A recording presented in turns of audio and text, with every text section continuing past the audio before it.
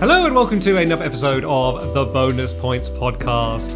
I'm Joe Garrett, as always being joined by Ollie Guy. Oi, oi, Ollie. Oi, oi. Are you done with oi, oi, Ollie? I think I might be. Okay, was that I think I might be done. Can we have like one, can we go out with a big bang then and do one last big oi, oi, Ollie and then put it to bed? Oi, oi, Ollie! Hello everyone, this is the first podcast you'll listen to of the Bonus Points Podcast. We don't always start like that, and we won't ever again. No, apparently. we won't ever again. I was going to do like the Mojam thing. You know, they do from Plucky Squire. Oh, okay. And then I just bottled it at the last minute, and I was like, that's really what I was looking at you. I was like, I don't want to do the Mojam thing. I didn't do it. People that have played it will know what it is. I'm not doing it. Right, everyone, welcome to the podcast. If you are new here, I guess I'll quickly explain what the podcast is all about. Basically, we play a game over 2 weeks. We then sit down and discuss the game, give our thoughts, kind of like a review light, or at least like a strong first impression, I suppose, because we don't always finish the games, although we normally do. And then we will, at the end of the podcast, end up ranking the game on a list, comparing it to all of the other games we've played. Yeah. And I think, what's this one going to be? Like 73, 74? I thought you were going to say, like, where is it going to go? No, on the I mean, list? like, total. It's like, I was thinking, like, if this is the first episode you've seen, you've got a lot to catch up on. Yeah, it's fun, because obviously, when we started the podcast, we were like, we've done 5 games. We're like, Yeah. is it going to be 1, 2, 3, or 5, or 4? But now we have like so many. There's like proper sections, but we're getting ahead of ourselves. Yeah. So that will be the end of the podcast. I guess the first thing we should do is chat about what game we're actually playing. Plucky Squire, mate. The Plucky Squire. Would you like me to read the Wikipedia? Did like Bond, James Bond. Well, I Plucky noticed on your Squire. notes you've not written the Plucky Squire. I remember, all in here. All in here. The in here. It Plucky Squire. Yeah. Lay. Right, should I read this Wikipedia entry or what? Yeah, Should I do it? Right, so the Plucky Squire is a 2024 action-adventure platform game developed by All Possible Futures and published by Devolver Digital. The game follows the magical adventure of storybook characters Jot and his friends who discover a 3-dimensional world outside of the pages of their book. It was released on PC, PS5, Xbox Series S and X, and Nintendo Switch on September 17th, 2024, to generally positive reviews from critics. So it was released 12 days ago. As the day we're recording this. It's probably the quickest turnaround. It was one of the first game that within the 2 weeks period, I couldn't start playing it until like, was it the Tuesday or something? Yes, it was the day after. It was the day after. Yeah, we had to wait. So I think this was essentially almost like a joint decision. I think you recommended first, like, we could do it. And I said I was up for it. This is one of the nice times where I was going to play this game anyway. So was I. Yeah, I was very excited for this game. Yeah. I was really, really hyped, watching every trailer and everything. I was really excited about it, but because it wasn't out, we obviously didn't know anything. I was like, might be good, might be bad, I don't know. It's always a bit of a toss-up with these sorts of things. What was your first impression of the game?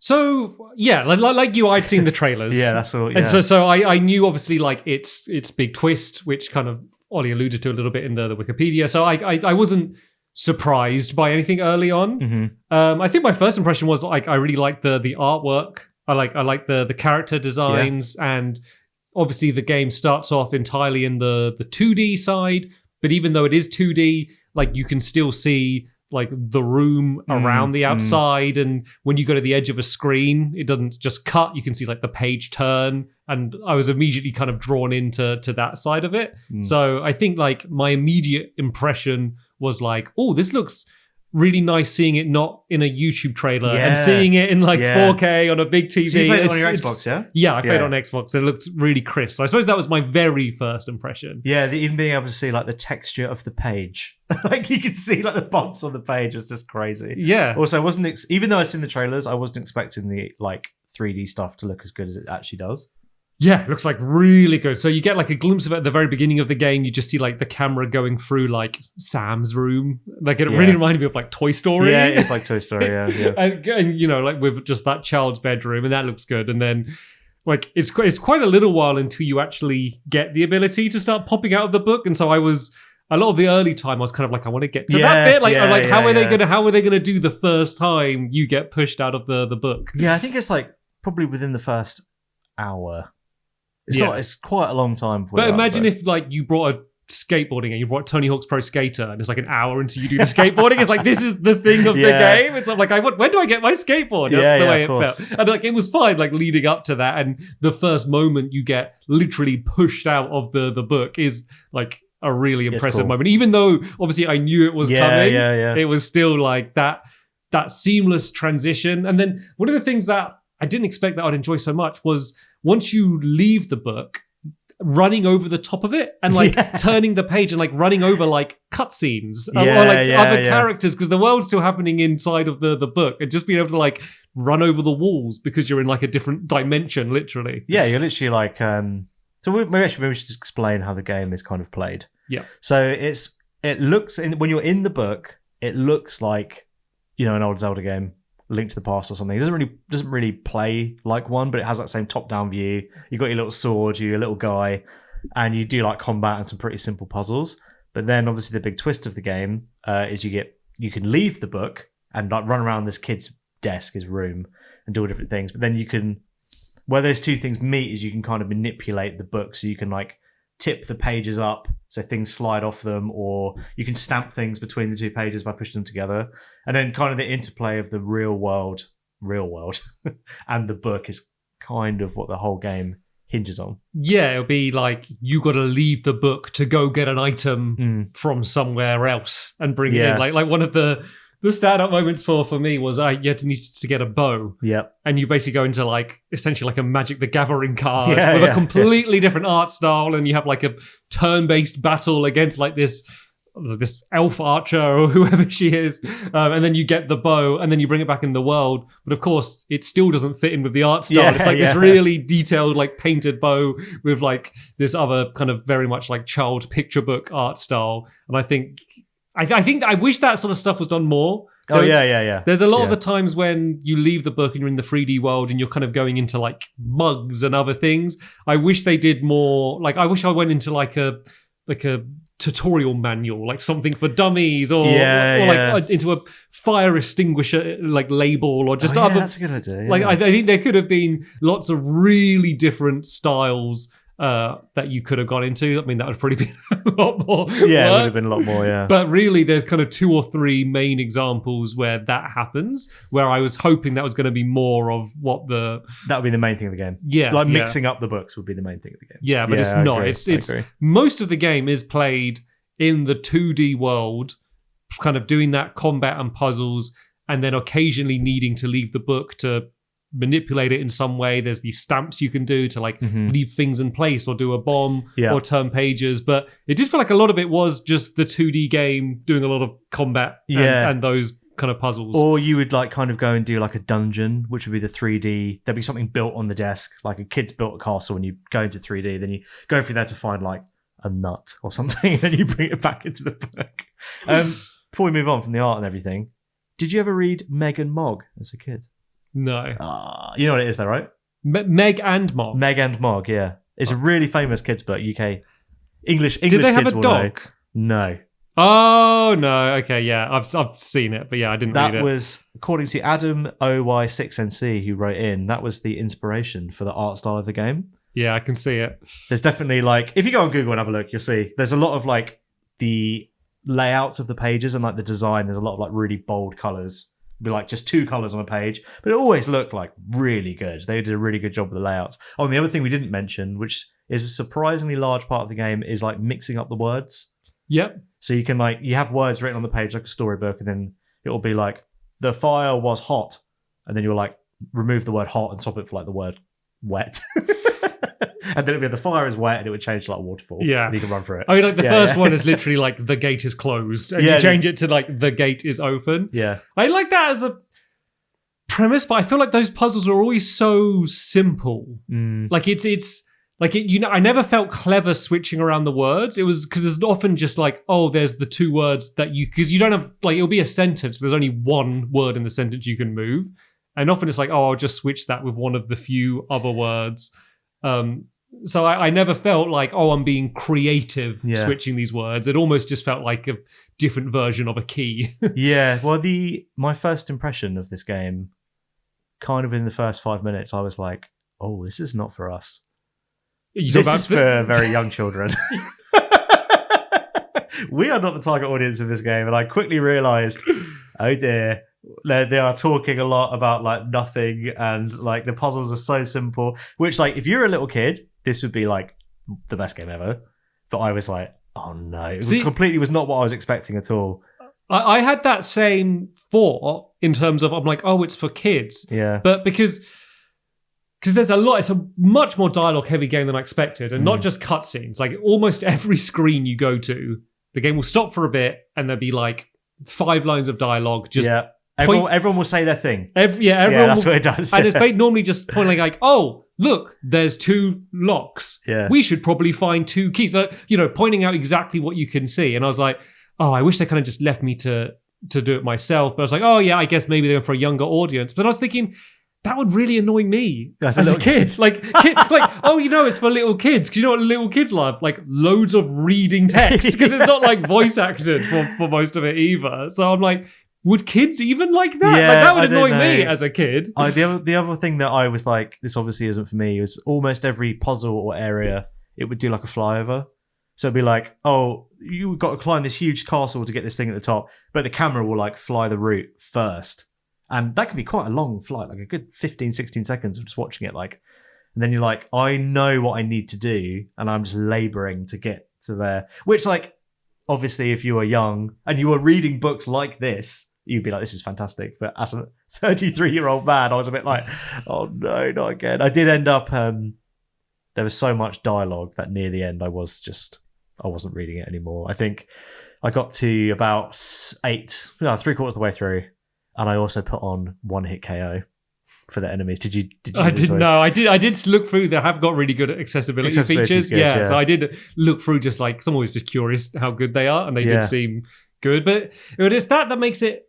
It's the fact that you have those options where you can literally make yourself invisible or invincible or one-hit KO. Invisible. Well, I don't know what I'm doing. Like, this is accessibility. Invisible Link. Yeah, it's impossibly hard. But so that they have that, which is great for anyone who wants that. And then also with all of the puzzles, they have like a hint system. Yeah, it's this little mini version of one of the other characters. So I wish they kind of left it at that, because you'd get to the puzzle. They would like stop and explain exactly what you have to do. It's like, okay, that's annoying. I wanted to work it out. But then they have that hint system anyway. So I was like, well, you had the system in place where people that want a hint can have it. Yeah. But then you remove that choice by giving people like a hint, or even if it's not a hint, just like a bit of kind of nothing dialogue. It's not really going full humor for most of it. It's normally just here, we're still here. We're the characters. Like, don't forget it. Yeah. Almost dialogue. Yeah, true. I will say, obviously, I've come out of the gate quite negative. It is a very charming game. Very good looking. Lots of original ideas. It's just the overwhelming feeling was like the pace was quite slow, because obviously it would only take me as an adult man 1 minute to do a task, but then I'd have to go through like a minute of dialogue, then a minute of watching what I had to do. And like sometimes you get a tutorial for something and then you'll do it, and then you get a tutorial for it again. It's like, I've already done it. Like, I know how to leave the book and go back in.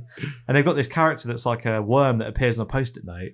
It's like every time the post-it note is being drawn in, I was like, oh God, like, don't speak to me. It's not going to be useful. I know. Yeah, the only time it's useful when they're is like, oh, let's teleport you back to the beginning. It's like, okay, good. Yeah. I'm glad for that. But the game, has like a ton of variety, which is really cool to see as well. But the thing is, it's tough because like I do think this game is made for a younger audience. Yeah. But I feel like most modern games like this have managed to get it right where, it's for all ages. Yeah. And this doesn't feel like a game for all ages. Like, I've just come off the back of playing Astrobot. That feels like a game for all ages. And when I think of all ages, I don't mean kids, but adults could have fun too. I mean, literally anyone of any age could play it. Like, I was expecting, like, I think the closest thing I was expecting to compare it to was Tiny King. Oh, yeah. Tiny Kin, which came out a couple years ago, which is a similar thing. You're this little 2D character going around like this big world, and it's kind of a bit like Pikmin, and you're kind of gathering up these things and like solving puzzles,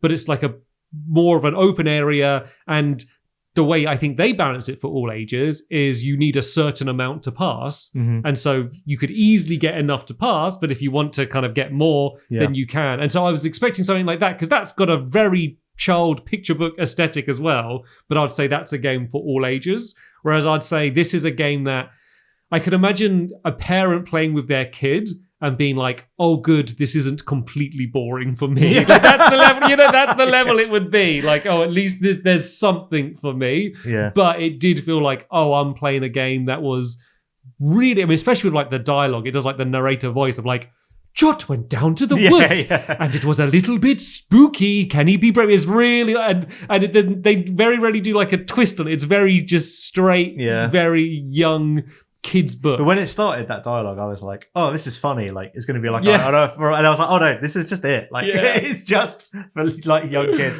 which again is fine. It's obviously not for us, but also I have been like absolutely destroyed by kids at Fortnite. Like, kids are quite good at games. Like, not young, like obviously like super young, but probably the age 5 or 6, 7. I reckon they could absolutely smash through this. It's really quite straightforward, isn't it? And also, I mean, the accessibility options are so good that maybe you didn't need the rest of it because you could put all them on and then you wouldn't need dialogue telling you what to do. You wouldn't need... But yeah, I just feel like there could have been that balance where they still have that hint system, and they still have it, the combat's all quite easy anyway. And even if you die, it's just like you're back. It's like, it doesn't really, I mean, I only died once and I can't remember, I think it was like a mouse or something that was in a cave. And they're like, don't go close to it, it'll eat you. And I was like, I'll test that out. So like, I feel like there could have been a version where I would say this is for all ages, because like one of the things, like they have this area that's called like basically the heavy metal mountain. Yeah, Throg or something it was called, wasn't it? Yeah, and I was like, oh, that's like, there's one of the characters called Thrash who's from there. But then they never do kind of heavy metal music, obviously. It's kind of like, they'll have like a guitar sound and then and I'm like, do you know what would be really funny? If they had like this picture book aesthetic with something like really heavy metal music, like that would have been like funny, like that, like not swearing or anything, but just like... It's a good opportunity for a joke. Yeah. Just like, obviously an older audience. And I feel like they could have done that sort of thing a few more times to play off the storybook kids aesthetic and then do like a twist by bringing in something outside. Like they literally bring in like artwork from a heavy metal album.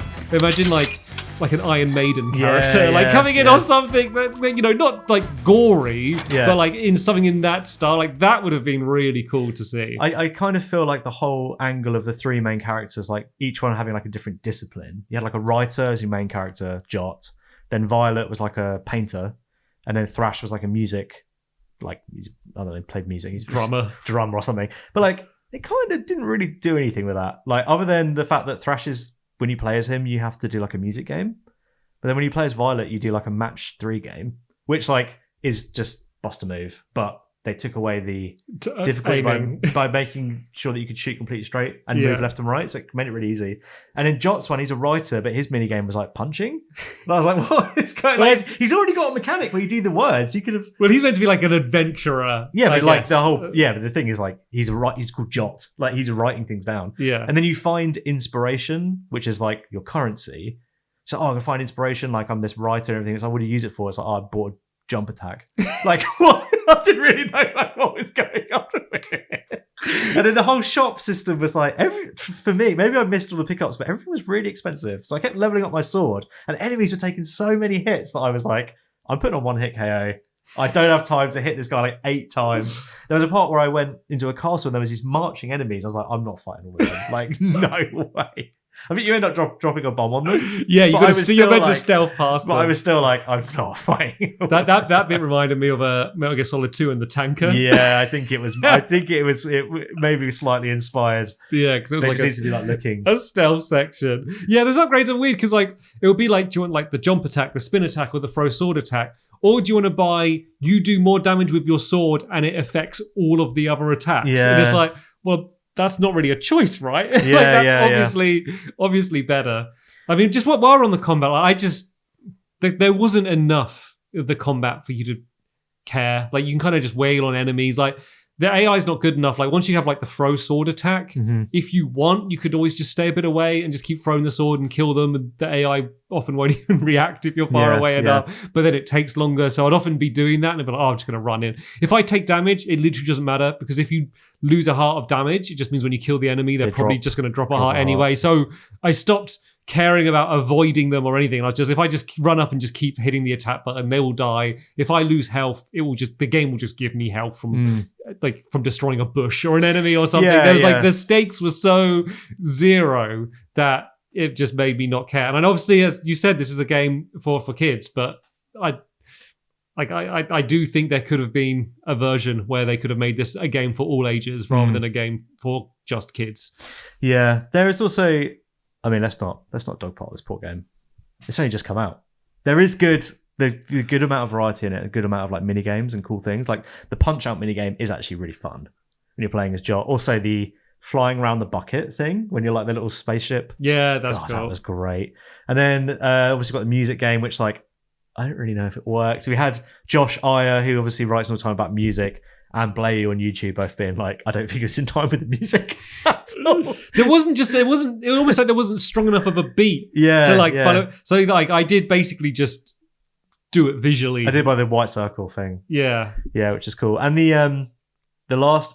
There's the bow and arrow one, squishing bugs. Which was okay. Just aiming on screen. Yeah. And the last one, which isn't really a mini game, but it was quite a big departure from the rest of the game, I think, was using the physicality of the book to like push things together and open and all that stuff was really cool. I did think my turning of the pages or something was backwards, so I remapped it the other way. Like when you tilt, you press like the right trigger and it tilts to the left. And I was like, what's going on with this? Yeah. So I remapped that. But all those I didn't know you could remap that. Yeah, I remapped them. Yeah. If you keep it, those watching the video, watch my footage. Every time you'll see me, I turn one way and then turn several the other way. Like every time I went to do it the wrong way. That's so funny. Yeah, so that side of it was really cool. And also on that same thing with the book is like there's a part where you have to find a bird sleeping under a tree. And he's actually in the chapter screen. So you go back to that page and he's asleep. It's like chapter 5. And you jump into that page, find him. And all that stuff was really cool. I just don't know if there was enough of it. Like in terms of the puzzles that actually physically use the book, especially towards the end, there's probably like 2 or 3. Yeah, because a lot of the time it's you jumping in and out of the book. And that's either just because you need to do something in the 3D world, or they almost just use it as teleportation points within the book. It's like, I leave here and then just go back in there. And it's like, you could have just cut out the get out of the book bit. Yeah. Just teleport. Although great animation where it fires you out. That was a different one where like it launches you out. That always felt really good. Yeah, that's great. Yeah. So basically like you have a catapult and it fires you out the book and you turn into a 3D object of a little kid spinning, land on another bit, and it's like, yeah. Oh, and the fact that the people in the book don't know what's going on outside the book. So they'll be like, oh, everything was moving around where you guys stood it. And they're like, everything was moving around and we don't know where you went, but you're back now. So like, yeah, sometimes they're like, don't worry, it solved itself while you were out, but you're back now. Yeah, like that stuff was the highlight, but I did expect, like, I think they probably could have cut all of the stuff with moving the words around. Quite a lot of it, yeah. Like there's like I think you could make a whole game with that, but I think it would have to almost be like more like Scribble Naughty, where there's just loads of ways to solve it, where it's sort of like add a bit of creativity there. Like it fits in with the whole aesthetic of a storybook, but for me those puzzles never really worked. And there are sometimes it pays off, but sometimes it doesn't, where if you switch words, not to solve the puzzle, just to see what it does, it'll be like, this creature turned to stone, and you change it to jelly and then it turns to jelly. But sometimes, even though the sentence would make sense, you'll put it in and just go bap and spit it out. It's like, oh, come on, you got to give me that payoff for me to experiment. I mean, obviously, I don't know how they developed it, but if it was me, I would have done one section like that and made every word compatible and had it at one point in the game and probably not used it again. Yeah. Do you think maybe part of the problem was that they showed so much in the trailers? They kind of showed everything that I was expecting to see, things I'd never seen before. But really, by the end of it, I was like, I've just done the 2-minute trailer. They showed every single variety of game, 3D. So you're like, oh my God, it's going to be so much. But actually, you've already seen everything. Yeah, well, I think because, for the first trailer, I watched it. And for the first ever trailer, it starts off the 2D world. And then you see like Jot pop out of the page. And then like, oh, he's walking in 3D, and then there's 3D platforming and combat. I was like, oh yeah, that's such a great idea. Like, it looks great. Like, I was kind of on board then. Yeah, same. So same. I didn't really follow up watching kind of any more other trailers beyond then. But I suppose I didn't really think about, like, that's not enough, because you could do that once and it's like a cool gimmick. Yeah, But like, I didn't think about, well, how are they going to sustain that for a full game and keep it interesting? And there were glimpses of how it could work with, tilting the page and making things move. But I just feel like every aspect of it was so light, I almost ended up feeling unsatisfied with the stuff that did put it in there, because I'm like, oh, that was such a cool glimpse of what this could have been throughout, but it wasn't. Yeah. I think what you said earlier about going into different things probably would have been, I'm sure if they had unlimited time and unlimited money, that probably would have been where they went.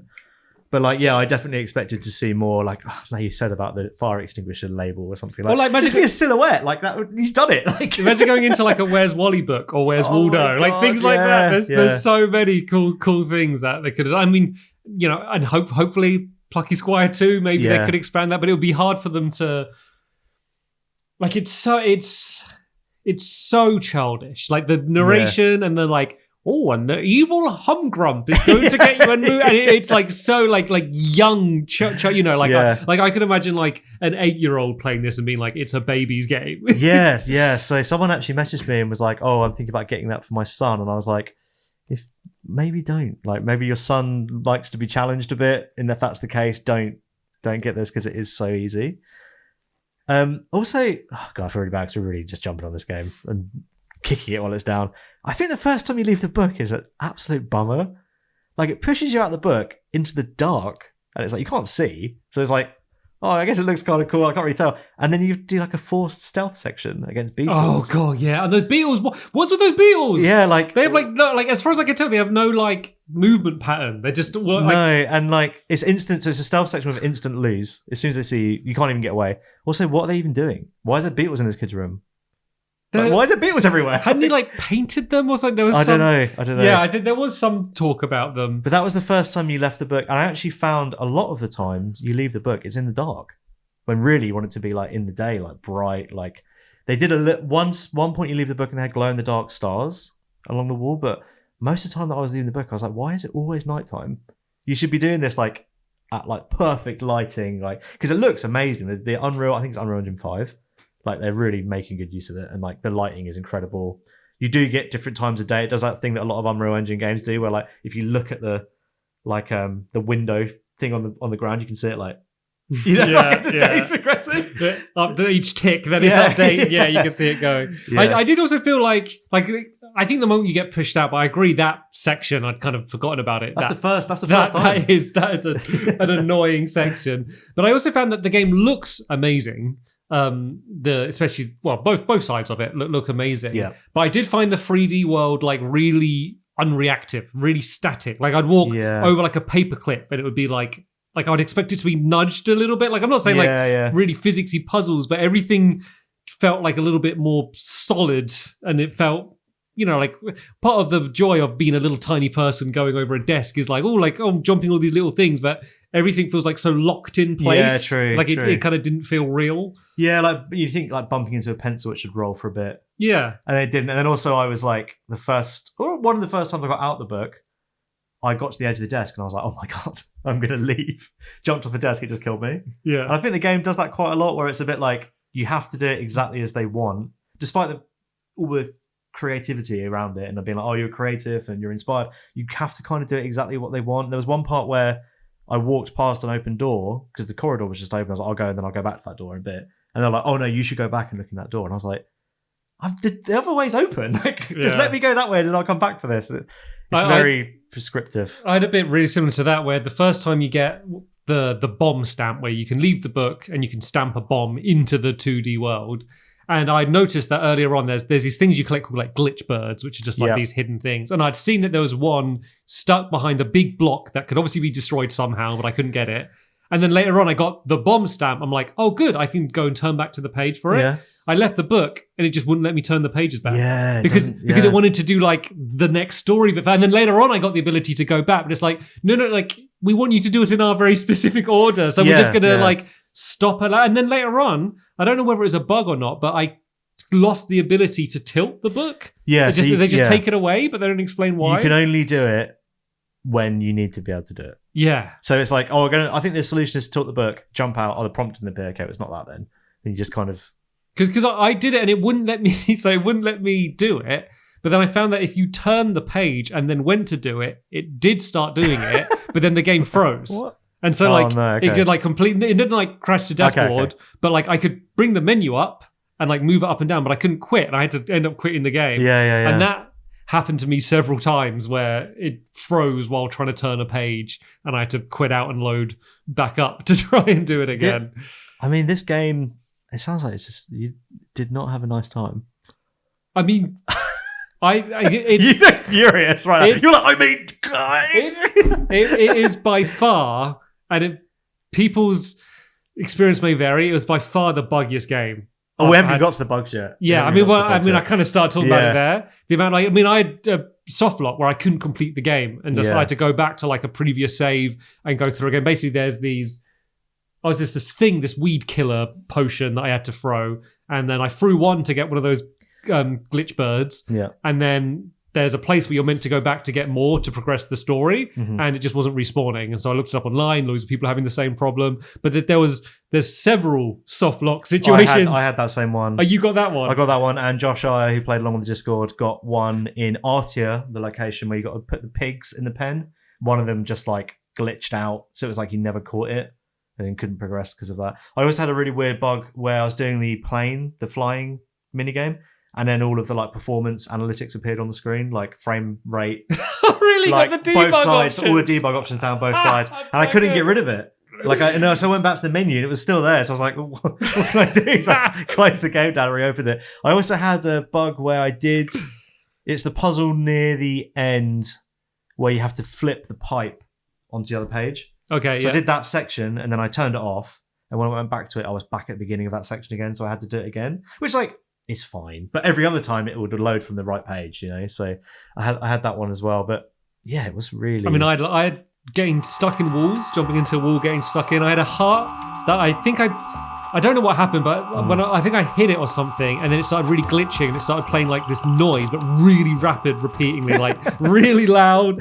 I had the teleporty points. There's like a particle effect that you use to get in and out. I kept having the particle effect appearing in places where the thing hadn't appeared yet, but it was going to later on. I had that. I had like the weed killer bomb one. Oh yes, I got stuck in like a spinning animation. I had sometimes the page turning animation wouldn't play. I got into one bit where there was like invisible signs. Like there was I had that too. Yeah, there was like a 2D section and you press a button and a sign appears and I was like, it's just blank. Yeah, it's just a blank sign, and there's like several of them on that page. You get to solve the puzzle for yourself. That's what you wanted. Yeah. And then I had like this character, like this soldier character that's like really rapidly flashing, like doing this weird. I mean, I had like this weird, there's a place in the 3D world where like the camera really just jolts like as you move. Like there's a lack of polish here, and like these are some of these I'm sure they might have known when shipping it, and they're like, oh, this, only a small percentage will find them, and maybe I was unlucky.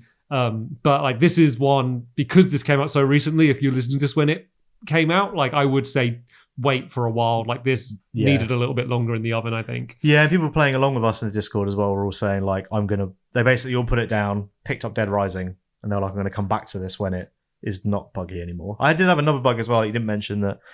I basically was spending ages trying to do this puzzle because I couldn't figure out how to get all of the whole team to the exit. I could only get myself there because I had the teleporter there. So I was like, how do I do this? So in the end, I was just like, well, I can teleport to the end. This is after like turning it off, leaving it, coming back to it.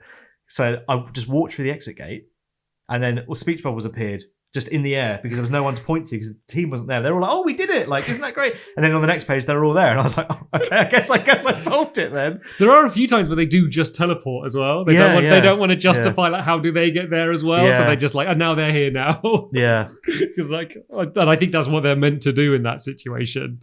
Yeah. Fair. And then I also think, sorry, I know we're still on the negatives, but the final third of the game is like just the worst part. Like it's you get to the second, it gets like really, so there's a really cool moment. And so this is going to be probably the biggest story spoiler. So if you don't avoid story spoilers, maybe skip ahead a little bit.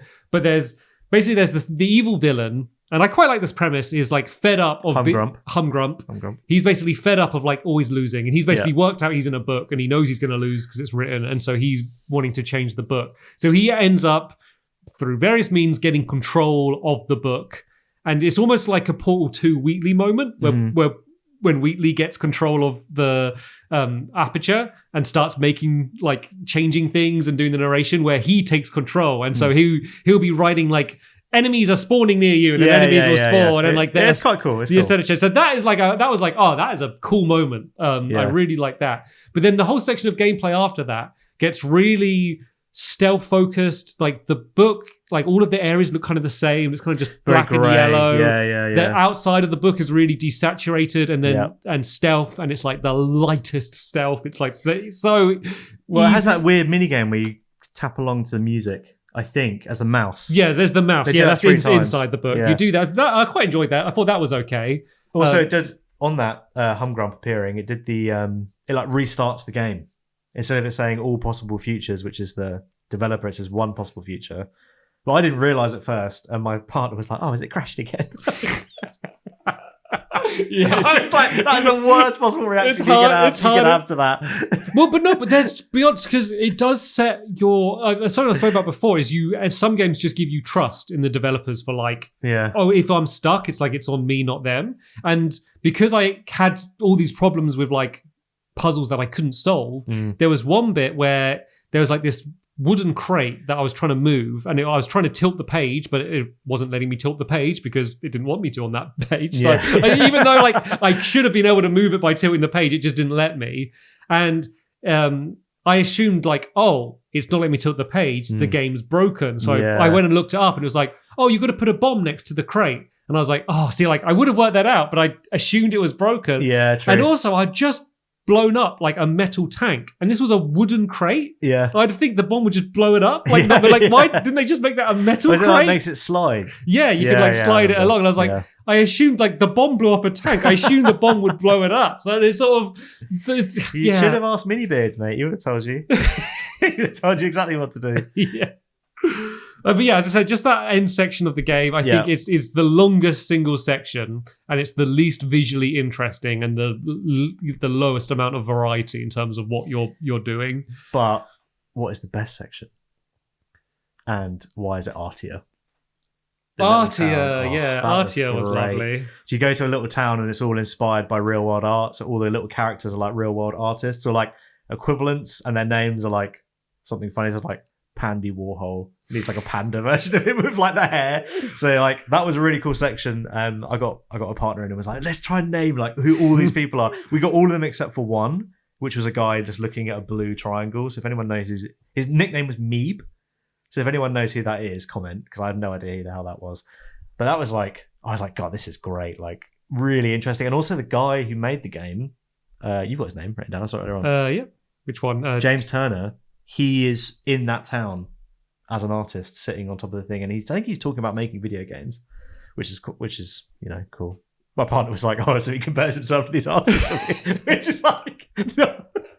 Which I'm sure was not the case. I think both him and is it Jonathan Biddle as well? They're kind of the two leads here. I think they both show up at the end in the credits or something as well. Oh, maybe. I assume so. It was like two very human-looking people, and whenever you see that, you're like, "Oh, that's the devs." Was that like in the actual credit? Yeah, so somewhere towards the end, I think I remember seeing it. But yeah, that Artier place, that was really cool, and it did actually give a bit more stakes because it's they're going to go and attack Artier, and they're like destroying Artier. It's like, no, it was so lovely. Like it does actually, it does actually give the game a little bit of stakes for the story.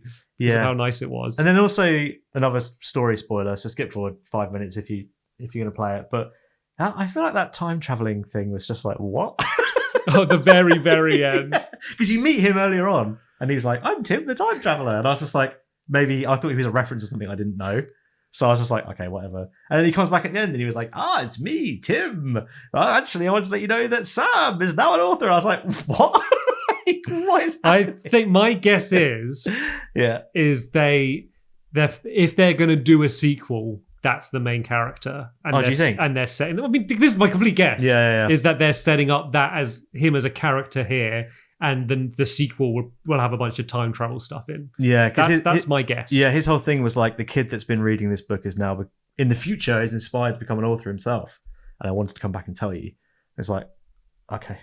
I did like the whole, and it is very kind of kids book aspect, very almost Toy Story, where the whole idea is that if the book's on the table and people are reading it, then it has life. But once it gets put on the shelf and it gets forgotten about, like then there's like no life to it. And then like the book, once Humgrunt does his version because he makes it a really bad story because the villain wins. It gets put on the shelf, and so you're going to like physically drop the book down. Yeah. Like I really enjoyed that part. I thought it was a really nice part of the story. The game's got loads of good ideas. Yeah, I think the funniest thing is obviously you got these little cartoon drawings of like Jot, the character, and then when you see him close up and he's fighting or something, he's like the biggest muscles like ripped out of his sleeve. And so you're collecting the whole way through the game, you're collecting scrolls of concept art, and I always love seeing concept art, especially when it's of like versions of a game before it was final changes, and there's a mention about like the big muscles, and they're like, they just thought it was funny, so they put it in. I was like, that you made the right choice. When he gets his bow and arrow, and he's got like camo paint as well. Like, he looks like Rambo. He like comes in with a bow and arrow.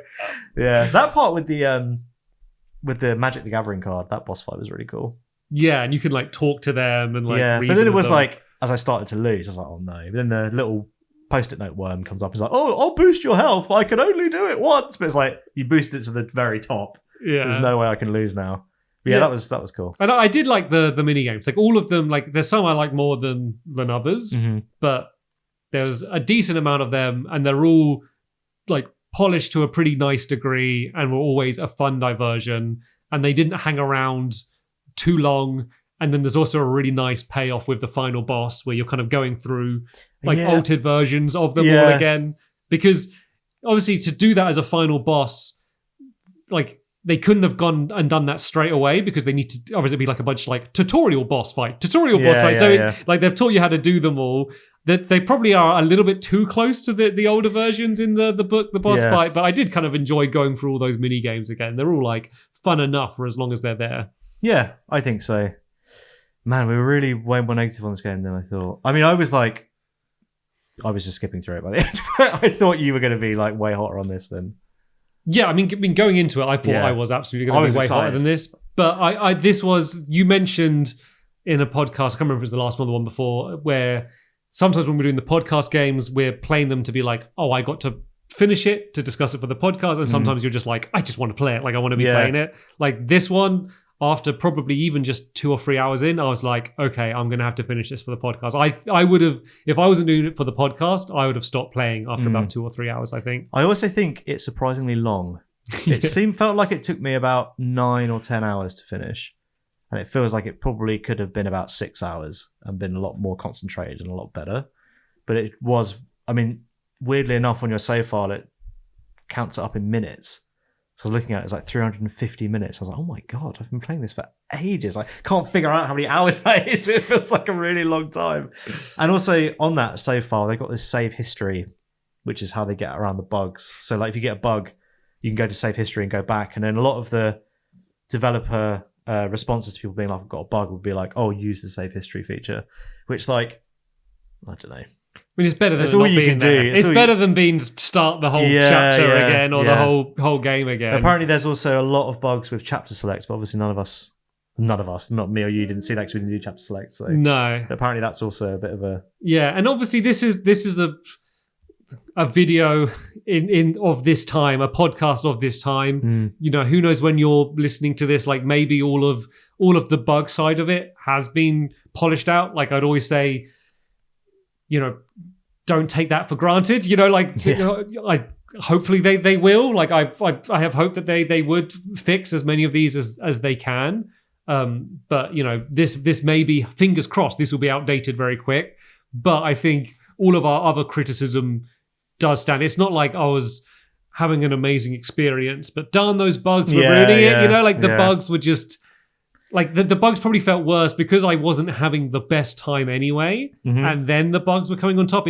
They probably just like multiplied kind of the negative sentiment I ended up getting to this game. Yeah, which is a shame because because it is so charming and so delightful, and the fact it is like so friendly and joyous, like you it's a game that you naturally want to be on its side. You want to be rooting for. You want to be, you know, this. Yeah. Cool, creative indie game doing something that I've never seen. Yeah, doing something new. So I really wanted to love it. You know, as I said, I was going to be playing it anyway. But I mean, I got to be honest, like I didn't have a great time playing this game. Yeah, we got some comments from people. Chainsaw Cat on YouTube and also Golden Hamster on YouTube. I mean, they're just saying, well, they're just jumping on the game and saying what we said. I don't know if we should read them out. They're just basically about the bugs, the stealth, the 2D platforming not being that great. Chainsaw Cat mentioned that you can't break a barrel by rolling into it. But I think we've jumped. Is that a From Software fan? From Software fan. But yeah, I think we might have piled on it enough. Is it? Are they all negative? All of them? Yeah. Or buggy, or... See, this is what's surprising, because I didn't watch or read any reviews before playing. I never do. Like, I have my standard thing for a podcast game is that I'll play it all myself. I have my notes, my thoughts kind of locked in. Then I'll try and hear what everyone else is saying. I listen to podcasts talking about it. I'll look at reviews and try and get the sentiment. And, I don't think it was entirely, like, positive, but, like, GameSpot, I think, gave it a 9 out of 10. Like, there was some high. I think IGN was 7. It's on an 84 on Metacritic, I think. Yeah, it seems high, but then I did watch. There was some reviews I watched that did pick up on all the points. Almost all of them complain about the dialogue and how wordy the game is. But it seems that from like the kind of just review scores I saw while I was playing, I was like, oh, good. Like it is going to be. So I'm actually. I was there when a review embargo. I was on Metacritic, like, oh god, I hope it did well. Like refreshing. Yeah. Like I need to see if it did well. Because I've got to play it for 2 weeks. And I guess the thing is, if you play it, if you assume they're going to fix the bugs, and you play it thinking this is not for me, it's for young children, then it's pretty good. Yeah, it's not The Last of Us for 5-year-olds, but it's pretty good. Like. So I guess that's all we could ask for, really. So that's why I can see why the reviews are probably so mixed, because it's kind of you got to jump for a few hoops to get there, but you could get there. The things I do also think, though, that like for the audience that it has for those younger kids, if you are an adult with a younger kid, like I think there's better kids games as well. Yeah, I think there's a game that you could both have more fun with. I mean, obviously Nintendo, like there's if you've got PlayStation, like Astrobot. Like they do the difficulty by you went straight from Astrobot into this, didn't you? But like Astrobot has like the main levels, which are all quite easy and very forgiving, but then has optional really hard levels. Like they do it that way. Whereas here you have no choice but to have the easy kind of slightly on rails version going you through. Like you kind of can't make your own fun in that way. Yeah. And it just gets, especially towards the end, like super combat heavy with like quite spongy enemies and just kind of too many of them on screen. I'm just, I wish I had turned on the option to have one. I bet out of it. I wonder if I hated that end section more than you, because it seemed to stood out for me because I was still slogging away. Like the ones there's like that time there's like 3 of those big enemies. I'm like, oh my god, they take like 20 hits it's to great. kill. I just go thunk, and then they just die in one hit. It was great. Oh god, you made me forget what I was going to say. Sorry. No, it's all right. It couldn't have been that important. The last boss, also, they didn't die in one hit for me, but they did die very quickly. So I think that was because of my accessibility. Oh, what, the 3D one? Yeah, it died in it was very fast. Probably less than 30 seconds. Okay, yeah, that one went on for quite a lot longer for me. Okay, should we just put it on the list? Yep, let's put it on the list. God. Did you know we have a Patreon? Maybe you're unsure what that is. Patreon allows you to support us directly, and in return you get exclusive stuff. Access to our Discord server, behind-the-scenes content, and an exclusive podcast series. Your support means we can up our production and continue making fun videos. You can join us at patreon.com/the bonus points. And it has a free trial too. Woohoo! I remember what I was going to say. The game, well, you just said it doesn't let you make your own fun. And you'd think a game being about creativity would be all about that, but it's very rigid. That's completely it. You don't get to make your own fun in any way whatsoever. Like you are locked in. Yeah, like I compare this. Like I've not even played it, but as we're recording this, the new Zelda's just come out. The Legend of Zelda: Echoes of Wisdom, is it called? I think so. So it's called the one where you play as Zelda. Yeah. Which is all about that freedom where you can kind of copy objects and place them in and pile up beds to get up to places and stuff. And it's sort of like not completely the same sort of concept. Obviously, it's not the picture book thing, but I'm like, oh, that sounds like that would be really fun for everyone. Like I could mess around with that system. This isn't a game that lets you play around with the fact that you're a person jumping in and out of a book and manipulating changing their it. words and it does. I mean, the words bit, it does a few things where you can mess around a little bit there, but then not always. And once I had the first one where like the sentence grammatically made sense and it could have done it, and it just went, And then I was like, okay, I'm going to stop experimenting now because Yeah. you didn't want to add that one in. It isn't a game that allows you to make your own fun. Yeah, that's a shame. Anyway, here we are at the list. God, you're like the Grinch this episode. I'm sorry. I really wanted to love So you, did I. Plucky Squire. So did I. Just so I get in a bit, so it does look incredible. In and Out the book looks incredible. The gimmick, its thing, its like special feature of going outside the book, and like sometimes even just seeing the version of the world you've just been in, but with like proper light, like the moonlight, like reflecting off like the glossy page. That like is really, really nice. The launching out of the book is cool. Like the first time you lift up a book and like a block slides on the inside section, like it has a lot going for it. But unfortunately, like those moments is probably add up to like less than 10% of the experience. Also, it does have quite funny jokes. It's good, yeah. It's got a few. Some of the jokes are quite funny. So. There's like one of the other ones was so there's a character called Moonbeard who's like this wizard who's like a DJ wizard. But like there's this bit where, once again, story spoilers, where he dies and you think he's gone, but he shows up, but he's like all in white. It's kind of like Lord of the Rings, like Gandalf the White coming back, and then his little mini version is white as well. And it's like, oh well, why are you white? And he's like, oh, I just changed outfit.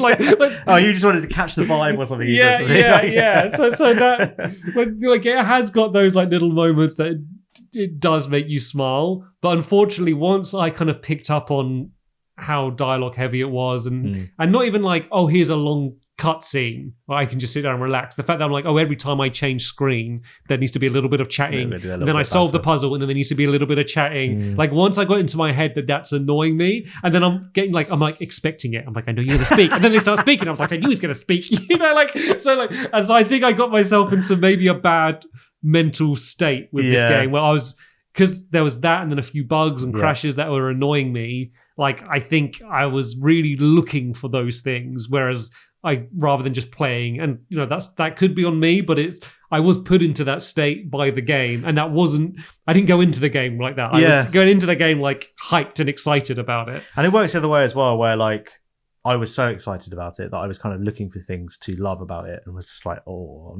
I'm just bouncing off everything here. Like there's nothing here I can hang my coat on and be like, that's the thing that's really cool about this. Every time I was like, not this time.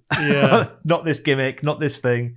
It's a shame. And I think probably a big reason, and this is obviously complete speculation, but probably does hold up, is obviously when they're designing these levels and puzzles, they're probably doing it with a very basic version with just kind of stand-in art, and they're replaying the puzzles again and fine-tuning it and getting that all really good.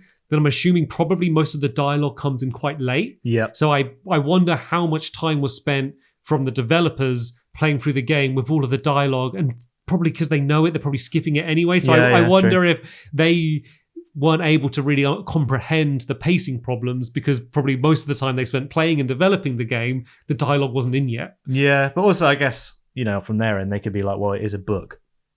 So you should be reading. You should be expected to read because it is a book. But maybe, I don't know, we're completely guessing. We're guessing. Anyway, I've tentatively put it in the bottom third. Okay.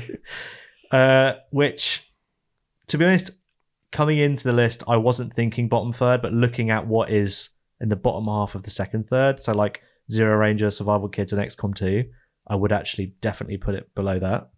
I mean, look, we got Ratchet and Clank at 55. Like, if we compared this to, imagine if I'm going to play through a game with my kid. You could play Ratchet and Clank with them. You can play LA Noire with them. No, that's a good point. I see what you're saying. Okay, I mean, let's start down and go up, because then we're like, I think that's the way Plucky Squire is going to be looking more positive. All right. So let's maybe start with just Tie, because that's another. That's two from the bottom. Let's start with Tie. Okay, because Tie is another kids platforming game for kids. True, that's a good point of comparison. Yeah. What did you have more fun with? Plucky Squire, definitely more than Tie. Okay. Definitely more than Harry Potter. Definitely more than Enslaved. Definitely more than Rogue. Then it starts to get a bit difficult, I think. I'd go above World of Warcraft. Yeah. Above. Just only because I feel like I have to say this every time because there's so many WoW fans. Just because I'm not a big MMO fan. And we only played for 2 weeks. Zone of the Enders, Joe. Yeah. It'll go above that or not? No, I'm just that's the point where I'm like, I wouldn't want it above Kurin. No, that was fun, wasn't it? That was. And a kid could play that. It had accessibility. You could change the size of the propellers, right? Zone of the Enders. Oh, let me try and remember those 2 weeks. Dingo, Egret, Baram.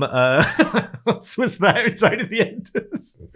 Zone of the Enders had I think it's weird. I'm thinking of the music when I think of Zone of the Enders. It did have great it's music. Really standing out. Also, the gameplay was shallow, but it was fine. And also, the game was like the correct length. So it was only like 4 or 5 hours long. And it was a bit like, when you're done with it, you're like, okay, good. I said at the time, I was like, I'll never think about it ever again. I remember the pace that you got weapons was like so off in that game. Yeah. And like that was a game that I kept wanting to, because that was too cutscene heavy as well. I kept wanting to get into it and I kept feeling start playing it. I think Plucky Squire would beat Zone of the Enders for me, personally. Yeah, I think I agree with that. I think it's fine where it is underneath Kuru. 65. That is a lot low. When I thought about doing this, I was thinking like at least top 25. From the top 25. From the trailers and now I was like, this is going to be. I mean, you say that like we've got such a competitive list here. Like Mr. Driller's at 36. And that's a great game! Exactly, that's what I'm saying. That's what I'm saying. That kid would like that as well. A kid would love that. Like we got like Ridge Racer at 45, Super Metroid at 46. Like games really begin getting great and we love them at like 50. Like we pick games that we think we'll like. Yeah. So like it's like this is generally a list of good games. So like it's not like a case of like, oh, if it's in top half, it's a good game. It's like no, like really 50 up are games I think we all had a good 2 weeks playing. Yeah, I'd say so.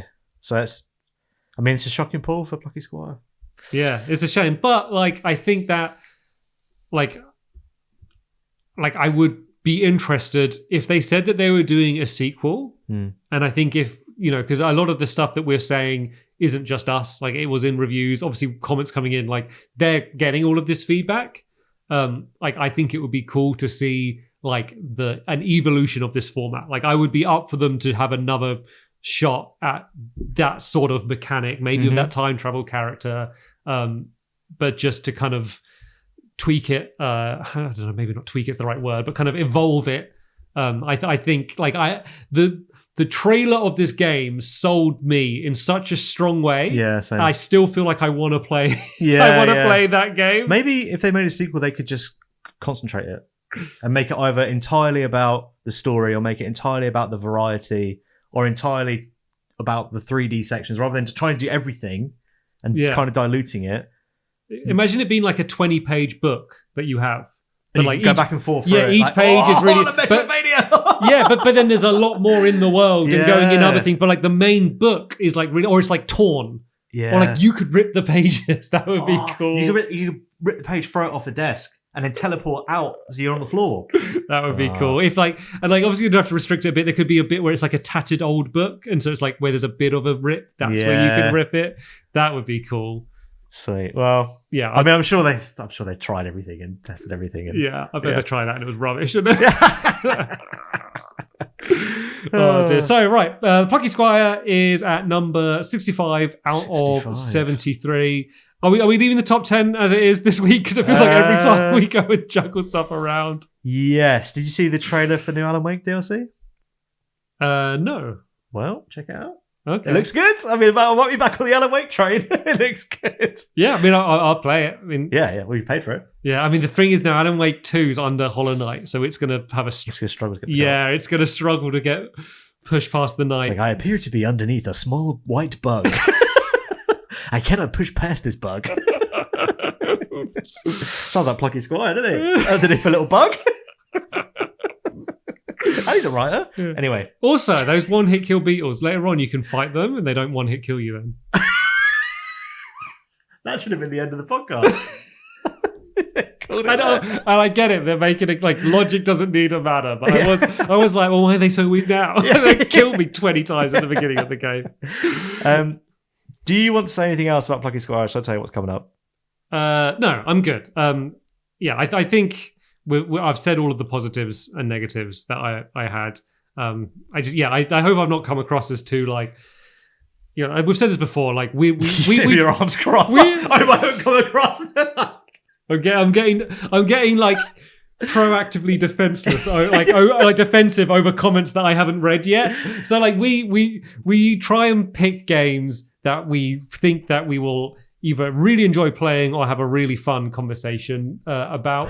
But obviously, you know, we're playing mostly games that we've never played before. So we never know exactly what we're going to get. Yeah. And every time we always hope we're going to love it and we're going to spend an hour singing its praises and maybe with a few things that, you know, we weren't a fan of. So anytime like I'm playing the game and I realize like, oh, I don't think this is for me, like I'm always really disappointed about it. And I take no joy piling on games, especially as now like I'm experiencing a little bit from the other side. Like I'm working on a game and I'm reading comments about it. Like I get it. And I realize there's a whole bunch of restrictions and things that we don't know about, and compromises have to be made, whether it's down to team size or budget or how much time they have or a technical limitation or two designers just disagreed. You know, they went one. So like, I feel like I now have kind of a better understanding of all of those things. So like I take zero joy out of being negative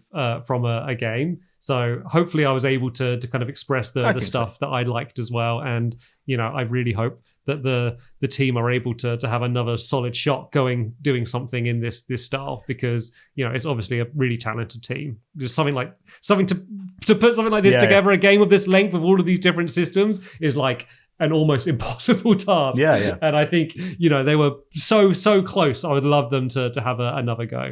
Can I ask you one more question about it? Potentially impossible to answer. If it didn't have as many bugs, do you think it would be higher on the list? No, I don't think so. I don't think so. He's spoken. Anyway, let's read what's on the upcoming before you put me on the bottom of the list. Scared of me this week. Right, next time on October 18th, we're doing Dead Rising Deluxe Remaster, which just came out. Oh, I hope he likes it. One more point. Dead Rising Deluxe Remaster just came out on all the new consoles. It's so close to the previous game that you could probably play the old version and still listen to the show and get a lot out of it. Then I said to you, next episode is super close to Halloween. And you're like, oh, should we pick another scary thing then? And then you pick Papers, Please. So that's November 1st. We're doing Papers, Please. Get you in the Halloween mood, which should be good. And then after that, we have got Metal Gear Rising on the 15th of November, which is going to be... You've never played it? Never played it. I've played it. I've got a really embarrassing story associated with it. But good. I won't tell you what the episode. It's on extra credit. I'll tell you about extra credit.